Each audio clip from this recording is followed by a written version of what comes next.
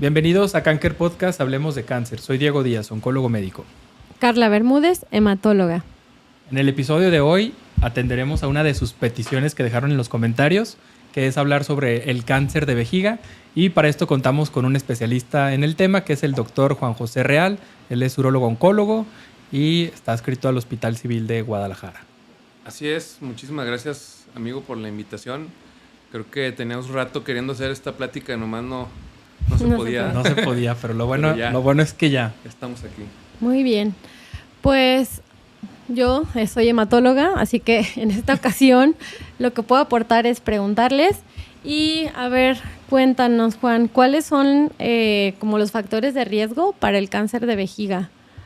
Claro, mira, primero el cáncer de vejiga, si bien no es la de las principales 3 causas de cáncer que va a haber a nivel mundial, siempre está en las primeras 10 por lo menos, y por lo menos aquí en México.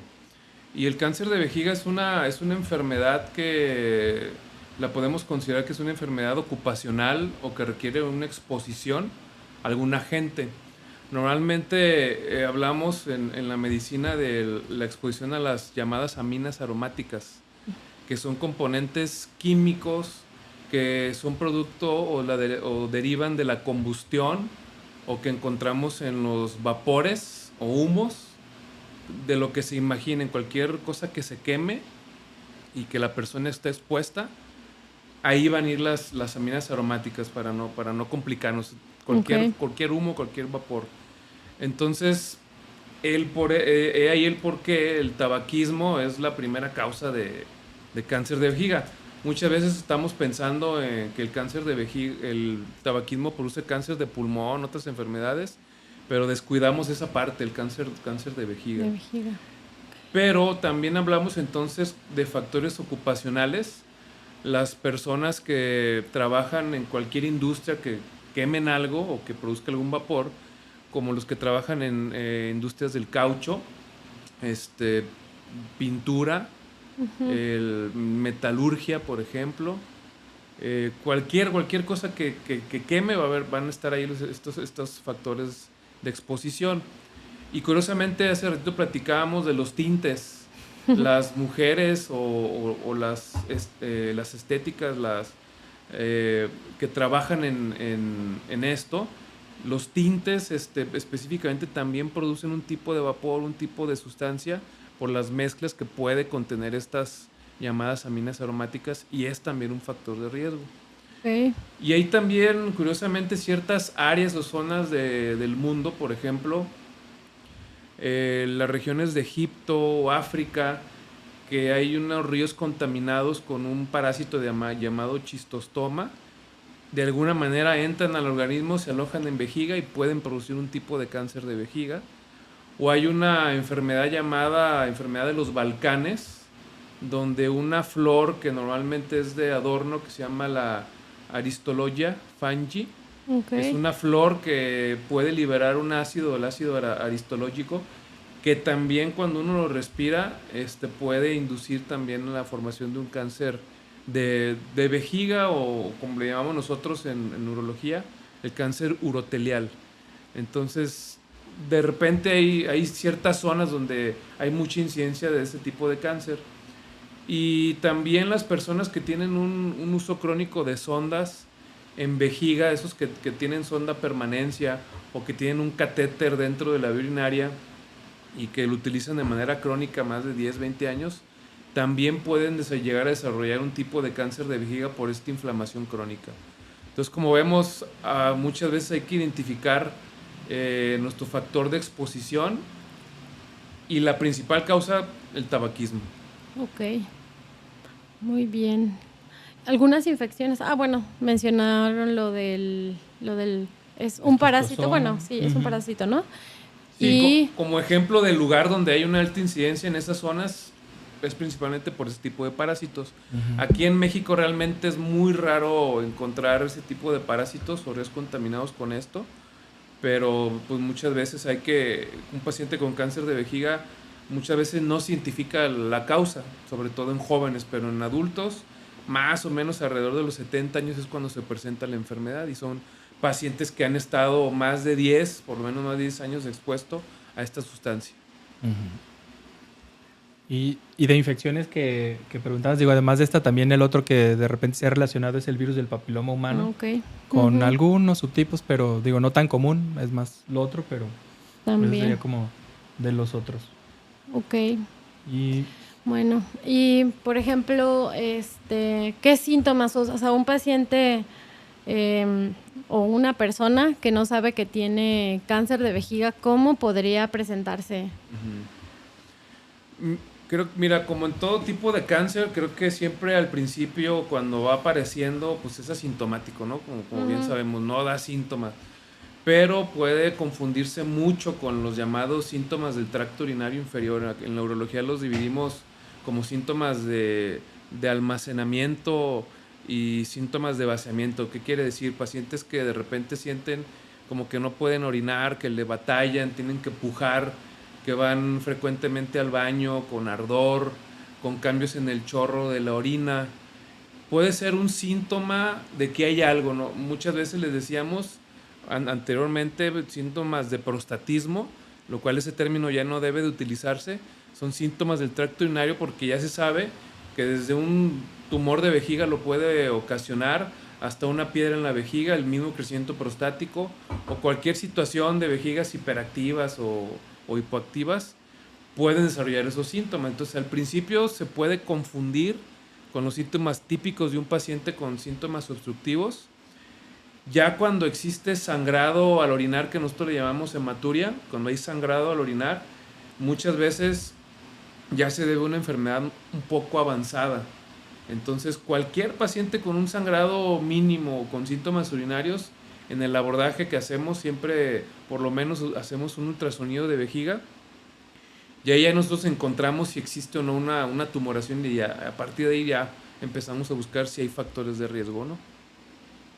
Y en este sangrado al orinar, ¿hay alguna característica o algo que pueda como orientar a la gente? Claro, como es un sangrado que está inmediatamente en la vía urinaria, en la vejiga, cuando tú vas a orinar es un sangrado que muchas veces se puede presentar en todo momento. O sea, desde que tú empiezas a orinar ya hay un sangrado y este sangrado puede ser con coágulos. Okay. Coágulos amorfos le llamamos, y puede ser un sangrado que aparece durante toda la micción, indoloro porque el tumor se irrita y empieza a liberar la sangre. Y por ejemplo hay situaciones donde el sangrado no empieza desde que tú orinas, a veces es al final, y a veces eso quiere decir que el sangrado viene desde los riñones, ¿no? Cuando hay tumores dentro del riñón. Pero normalmente es un sangrado, le llamamos holomiccional, que durante toda la micción se presenta. Y en algunas ocasiones, pues este sangrado cuando forma coágulos, pues tapa, y son pacientes que debutan con una retención aguda de orina y sangrado. Entonces, por eso que es importante ante cualquier sangrado, ante cualquier, por mínimo que sea, tratar de identificar si se debe o no a un cáncer de vejiga. Y quizá tal vez ya cuando esté más avanzado ya es cuando duela, ¿no? Pero al principio... Sí, como pues, digo, al principio no. cualquier cáncer, no me dejará mentir aquí el doctor Diego, cualquier cáncer es asintomático en un inicio. Es por eso que tenemos que tomar en cuenta estos factores de riesgo. Si nosotros tenemos estos factores de exposición o el tabaquismo, que vuelve a lo mismo, es el peor de los hábitos que podemos provocarle, y muchas veces se nos olvida que también es la primera causa de cáncer de vejiga. Pues con mayor razón hay que de vez en cuando hacernos un ultrasonido de vejiga, no vaya a ser que por ahí empiece la enfermedad. Sí, justo cuando vemos ya a alguien que ya viene muy sintomático, así como en otros tumores también, o sea, ya mientras mayor sea la carga tumoral, lo más probable es que se va a relacionar con mayor sintomatología. Mientras más extensión tenga el tumor, pues puede haber ahora sí dolor incluso en otras zonas, dolor quizá en la zona baja como de la pelvis, dolor en alguna otra zona del abdomen quizá, dolor en huesos si ya se fue al hueso, Sí. o síntomas que les decimos constitucionales como pérdida de peso y malestar general, fatiga, pero pues todo esto ya nos habla de una enfermedad más avanzada. Y sí, lo que la experiencia que tenemos tratando pacientes con cáncer de vejiga es que una de las características que tiene es que además de ser muy agresivo, decimos que una vez que se diagnostica tenemos que empezar un tratamiento tan pronto como en menos de 3 meses, porque si pasan más de 3 meses que te diagnostican, el pronóstico empeora. Y aunque lo trates correctamente, una de las características del cáncer de vejiga es que vuelve a salir, vuelve a aparecer. Y es aquí el porqué de la exposición. Cuando tú te expones a estas aminas aromáticas, estas sustancias del tabaquismo, realmente esas se quedan en tu cuerpo, producen el cáncer, pero siguen en tu cuerpo y no desaparecen de tu cuerpo hasta, aunque dejes de fumar, tiene que pasar como 10 años para que la toxicidad que acumulas en tu cuerpo se elimine. Okay. Y es por eso que el cáncer de vejiga muchas veces uno lo trata, lo quita y vuelve a salir, vuelve a salir. Y para eso hay estrategias que creo que más adelante lo vamos a mencionar para evitar que vuelva a salir el cáncer de vejiga. ¿Y hay algo así como la exploración física? ¿O es difícil? Quizás en etapas avanzadas, ¿no? Porque pues ya puedes palpar algo, pero... Claro. Pues No sé. realmente en el examen clínico que le hacemos a los pacientes, evidentemente hacemos una evaluación de síntomas urinarios para saber si son irritativos, obstructivos sus síntomas. Y finalmente tenemos que hacer por lo menos un examen de imagen, un ultrasonido, que es lo más sencillo. Muy fácilmente podemos identificar lesiones que son visibles, pero en algunas ocasiones tenemos que hacer una revisión por dentro de la vejiga, una cistoscopía o ureteroscopía donde con una cámara pequeña de a menos 6 milímetros entramos, revisamos toda la vejiga. Si no vemos nada y sigue un sangrado, nos metemos por dentro del tracto urinario hasta llegar a la cavidad de los riñones a ver si de ahí no viene el sangrado. ¿Y eso se puede hacer, por ejemplo, en el consultorio o...? No es lo ideal, Uh-huh. no es lo ideal porque el hecho de que nosotros introducimos un aparato, una cámara pequeña, es molesto. Se pudiera hacer bajo sedación en una sala ambulatoria, probablemente sí, pero preferimos siempre que sea con sedación y un bloqueo para poder llegar, por si fuera necesario, a partes más altas del tracto urinario. Pero realmente es un procedimiento bastante rápido, una cistoscopía, una ureteroscopía, y puede ser ambulatorio. Entonces creo que vale la pena siempre hacer una revisión, porque muchas veces tienes que biopsiar, tienes que sacar una muestra, y si fuera en un consultorio pues habría más implicaciones. Yo recomendaría que siempre fuera en una sala ambulatoria por lo menos. Okay. Y ya una vez que, ahorita que ya que tocas el punto de las biopsias, ya que tienes a este paciente que llegó contigo porque tuvo el sangrado en la orina, con las características que comentabas, ¿qué estudios se sugieren para hacer el diagnóstico? ¿Cómo llegas a la confirmación? Bueno, finalmente la manera más directa y el diagnóstico final es por una biopsia. Nosotros entramos con un asa de corte donde resecamos la lesión. Tratamos de... Y hay que imaginar el cáncer de vejiga como si fueran unos pequeños brócolis, así se ve, como una lesión, como un tipo árbol pequeño, Uh-huh. donde tiene una base y una fronda. Entonces nosotros normalmente quitamos, cuando son muy pequeños, en un solo bloque lo quitamos, de un solo corte. Cuando son muy grandes tenemos que podar el árbol, ya que dejamos libre, quitamos la parte más profunda para ver hasta dónde llega. Y eso se manda a analizar y el patólogo finalmente nos dice qué tipo de cáncer de vejiga es, porque hay varios tipos. Y sobre todo hasta dónde llega, porque dentro de la clasificación del cáncer de vejiga hay dos grandes grupos. El cáncer de vejiga llamado como superficial y el cáncer de vejiga músculo invasor, donde ya en ese escenario es una enfermedad que es muy agresiva, que si no lo tratamos, como les decía, en menos de 3 meses se brinca a otras partes. Y la enfermedad que es no invasora es la que podíamos tratar, la que podemos controlar mediante todo el abordaje de tratamiento. Y aquí en esta parte de lo no invasora, pues aquí juega un papel importante ustedes en la toma de la biopsia y el patólogo en el reporte de esto, Así porque es.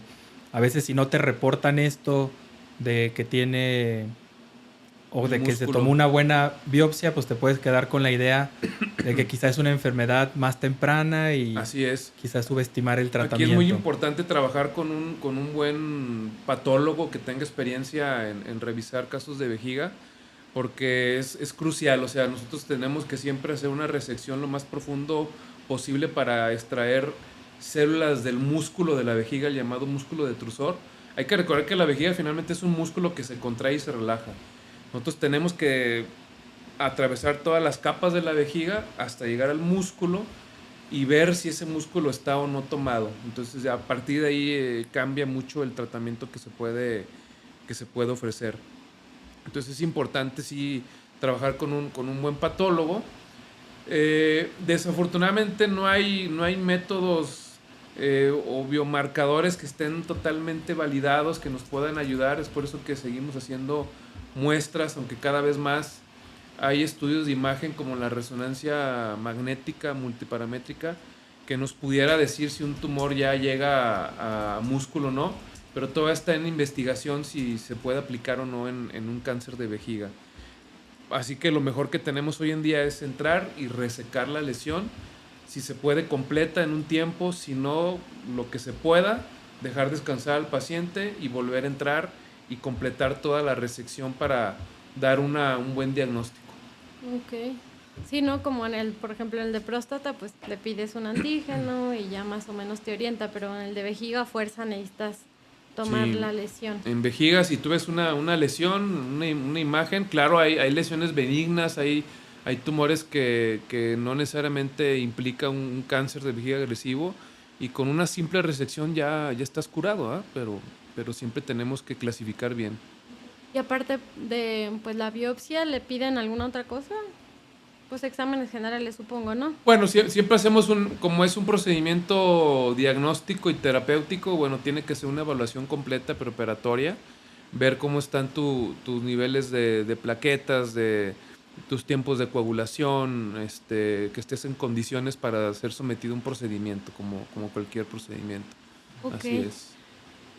Sí, ya, si antes o durante el diagnóstico ya te reportan que es este tumor que tiene invasión al músculo, pues por lo general también complementamos con algunos otros estudios de imagen para evaluar que no tenga extensión hacia los ganglios regionales o hacia otra zona y descartar también las famosas metástasis. Sí, como el músculo invasor ya es agresivo, pues sí tenemos que buscar en otros sitios que no exista una enfermedad pulmonar, que no exista una enfermedad. Incluso muchas veces el cáncer de vejiga en un 40% se asocia con cáncer de próstata. O sea, paciente que tiene cáncer de vejiga también puede tener cáncer de próstata, y a veces tenemos que intencionadamente buscar o hacer una biopsia de próstata en algunos casos. Hay que evaluar factores de riesgo. Pero sí, una vez que el paciente es ya más avanzado, ya músculo invasor, hay que buscarle con estudios de imagen, tomografía, resonancia, algunas veces algún tipo de estudio más sofisticado, y tratamos de ver que no existe en ninguna parte. Si no existe en ninguna parte el cáncer de vejiga, pues ya tenemos que hacer un tratamiento como la llamada cistectomía. Tenemos que quitar toda la vejiga. Por eso queremos siempre evitar llegar a ese punto, que sea músculo invasor. Okay. Y en estos casos también, bueno, depende del estadio o qué tan avanzado está, también se puede utilizar quimioterapia. Sí, en los casos de que la enfermedad ya es músculo invasora o que se vieron quizá ganglios en los estudios de imagen y sospechas que también es parte de la enfermedad, pues hablamos de una enfermedad que es localmente avanzada, pero que si no hay metástasis, pues es una enfermedad que sigue siendo algo operable o resecable. Entonces, si las condiciones del paciente lo permiten y vas a considerar llevarlo a una cistectomía, a la cirugía esta de la vejiga, también podemos dar quimioterapia previo a la cirugía, que es algo que le decimos neoadyuvancia, o también ya recientemente se ha incorporado un tratamiento novedoso que usamos en enfermedad avanzada, que es la inmunoterapia. Ya hay un estudio donde se vio que si empezamos con la inmuno en combinación con la quimio antes de la cistectomía, puede ser mejor a que si solo diéramos, por ejemplo, la quimioterapia y se operara. Entonces, digo, hay tratamientos que han estado cambiando y que tenemos quizá más opciones ahora en enfermedad avanzada, y que esta eficacia que se ha visto como en cáncer de vejiga, sobre todo en este tipo urotelial que comentaba, la inmunoterapia se está yendo a etapas más tempranas. Entonces, ya sea que la podamos dar el tratamiento antes de la cirugía, combinado con inmuno sería lo ideal, o en el caso de que el paciente se llevó una cirugía, ahí evaluamos de lo que el patólogo nos reporta, de la extensión del tumor, de si hubo ganglios o algunas otras características que revisamos de ese reporte final, y en algunas ocasiones consideramos dar también el tratamiento después. Si no recibió quimioterapia antes, a algunos pacientes les damos después de la operación. Si el paciente estaba en este esquema pre y postoperatorio, que le decimos perioperatorio, pues continuamos ya nada más después de la cirugía con la pura inmuno, o incluso si el paciente no había recibido nada, en algunos casos también podemos considerar solo inmunoterapia después de la operación. O sea, hay como que varias estrategias de tratamiento que tenemos, y aquí quizá pues cobra mucha importancia como esta comunicación también con todo el equipo de urología, de oncología, para como definir esta secuencia del tratamiento y que sea lo mejor para cada caso. Sí, definitivamente aquí es donde decimos que tu mejor amigo es el oncólogo médico, porque tienes que apoyarte ya en estos escenarios de la enfermedad. Lamentablemente, la mayoría, lo comentábamos, de los pacientes con cáncer de vejiga, el típico paciente es un paciente añoso, entonces puede tener muchas enfermedades, polifarmacia, o sea que toma muchos medicamentos para otros padecimientos, el tabaquismo crónico, y entonces el querer hacer una cirugía de este tipo, porque hay que recordar, una cistectomía, ¿en qué consiste? Quitamos toda la vejiga y reconstruimos la vía urinaria con intestino, quitamos un segmento de intestino, en algunas ocasiones solamente hacemos un tubo con el cual conectamos la vía urinaria a este tubo, que se saca a través de la piel y por ahí orina el paciente, o recreamos su vejiga y la conectamos donde debería estar con intestino. Esas cirugías son bastante complejas, aunque te puedo decir que es la que a mí me gusta más hacer, porque es muy bonita cirugía para hacerla técnicamente, pero es una cirugía que te cambia totalmente el estilo de vida del paciente. O sea, y un paciente típico de cáncer de vejiga añoso no te aguanta esta vejiga, o no es el más ideal. Y es por eso aquí tenemos que siempre tomarlo en cuenta en conjunto con oncología médica, si va a ser un llamado paciente fit, si va a ser un paciente correcto, ideal para, primero, que te aguante la quimioterapia, inmunoterapia, y tercero, que te aguante la cirugía. Es por eso que también hay otra opción no quirúrgica, que es, le llamamos la terapia trimodal. El oncólogo médico le da su quimioterapia, el radiooncólogo le da su radioterapia, y nosotros hacemos una resección máxima de todo lo que se pueda del tumor para que le vaya lo mejor posible, y hay resultados bastante equiparables en este escenario de la enfermedad. Sí, pues siempre individualizar, ¿no? Esto Ustedes sí ya. es muy, muy individualizado. Okay. Ahora, eso es el músculo invasor, ¿verdad? Esa es la parte en la cual realmente no queremos llegar, y afortunadamente es, digamos, en porcentajes un 30%, pero la mayoría son superficiales, que afortunadamente, si lo detectamos a tiempo, lo resecamos a tiempo, sigue siendo un cáncer que va a volver a salir, y nosotros utilizamos una vacuna que se pone dentro de la vejiga, que es la BCG, la misma que utilizamos para prevenir la tuberculosis, la que nos dejó nuestra marquita aquí, a los mexicanos, en el hombro. Es la misma, pero no la misma concentración, es la misma vacuna, es diferente concentración. Y una vez que resecamos y dejamos limpio el paciente y estamos seguros que no es músculo invasor, aplicamos en ciclos de aplicación de esta vacuna, con el objetivo de que el cuerpo empiece a producir sustancias dentro de la vejiga, que en cuanto sale una célula tumoral, la ataca esa célula y la mata. Y con eso evitamos que recurra. Okay. Pero es por eso es importante que un paciente que una vez que tiene cáncer de vejiga no se debe de dejar de ver, siempre hay que estarlo vigilando, y a veces se les hace difícil estar yendo cada 3 meses a ciclos de aplicación de esta vacuna, pero es necesario porque si no vuelve a salir. Esto es una característica de este tipo de tumores. Okay. Y ahí una cosa quizá como curiosa e histórica, digo, ahorita hablamos de inmunoterapia, y si ya han escuchado otros episodios, han notado que es uno de los tratamientos que se puede utilizar en muchos cánceres y que es un tratamiento que ha revolucionado el cambio o el pronóstico en muchas personas.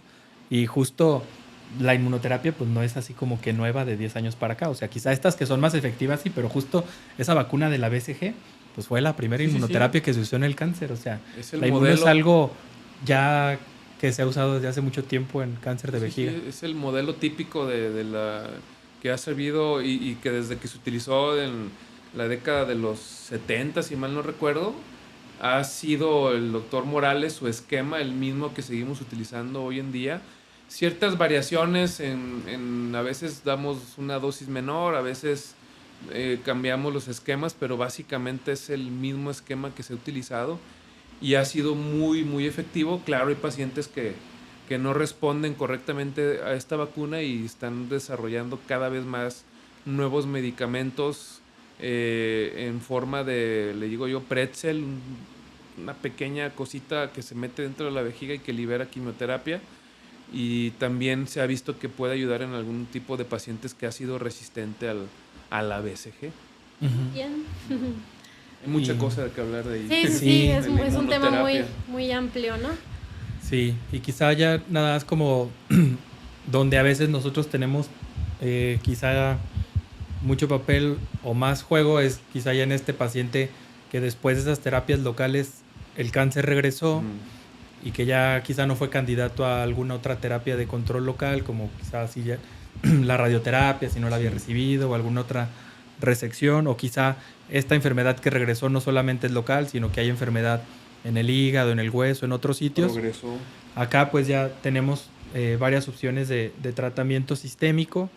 Aquí evaluamos en todas estas comorbilidades, enfermedades del paciente y todo, si podemos utilizar medicamentos que conocemos como platinos, que son medicamentos muy efectivos, pero que no todos los pacientes lo pueden tolerar.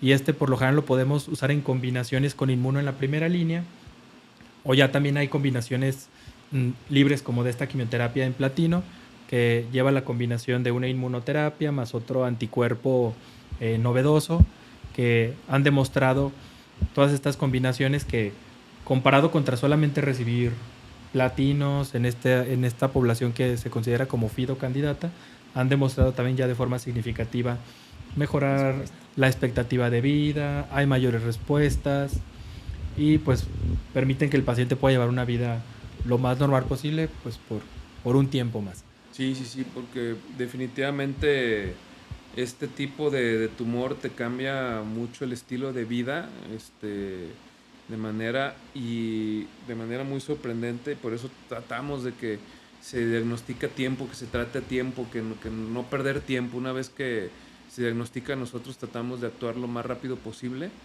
para que tenga un mejor curso la enfermedad.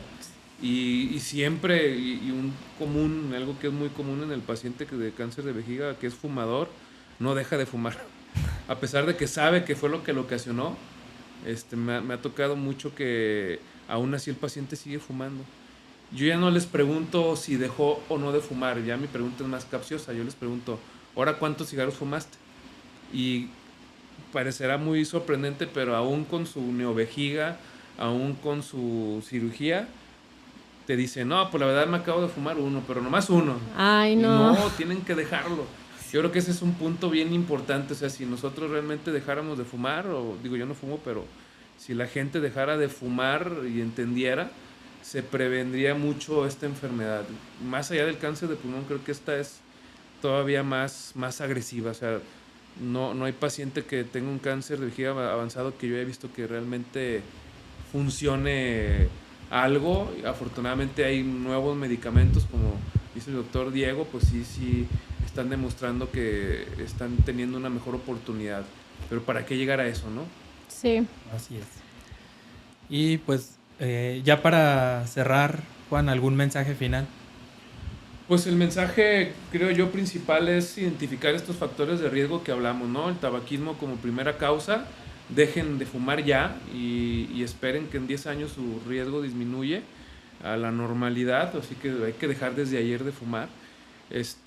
Y todas estas personas que pueden llegar a trabajar en industrias donde se pueden producir estas sustancias químicas, yo creo que es muy importante que se preocupen por utilizar una correcta protección.